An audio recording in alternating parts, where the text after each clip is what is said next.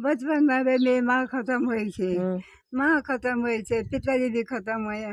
तब कांची माँ आई, तब कांची माँ आरू बियोड़ू खाए हमन खाना नहीं पाए। हमन आरू खाए, भैंस सेंटे, घी बेचे, दूध बेचे, अन्न पानी कुछ नहीं छे। वो आजकल सरकार हम तो थोड़ा बहुत राशन देवन होता, तब खाना थे न हमारे बीबे थे मन की बीबी खत्म हुई।